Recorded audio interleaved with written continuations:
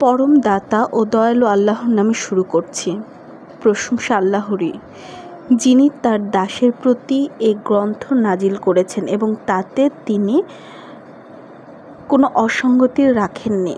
এটা তার কঠিন শাস্তি সম্পর্কে সতর্ক করার জন্য সুপ্রতিষ্ঠিত হয়েছে এবং বিশ্বাসীগণ যারা সৎ কাজ করে তাদের এই সুসংবাদ দেবার জন্য যে তাদের জন্য রয়েছে উত্তম পুরস্কার, যেখানে তারা চিরকাল থাকবে, এবং তাদের সতর্ক করতে যারা বলে যে আল্লাহর সন্তান গ্রহণ করেছেন এ বিষয়ে তাদের কোনো জ্ঞান নেই এবং তাদের পিতৃপুরুষদেরও ছিল না।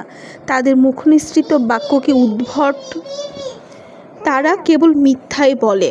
তারা এই বাণী বিশ্বাস না করলে তাদের পেছনে পেছনে ঘুরে সম্ভবত তুমি দুঃখে আত্মবিনাশী হয়ে পড়বে। পৃথিবীর সব কিছুকে আমি ওর শোভা করেছি মানুষকে এ পরীক্ষা করার জন্য যে ওদের মধ্যে কে কর্মে শ্রেষ্ঠ।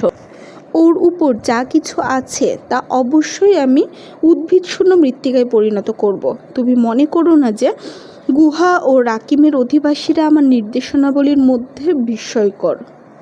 যখন যুবকেরা গুহায় আশ্রয় নিল তখন তারা বলেছিল, হে আমাদের রব, তুমি নিজ হতে আমাদের অনুগ্রহ দান করো এবং কর্মে আমাদের সঠিকভাবে পরিচালনা করো।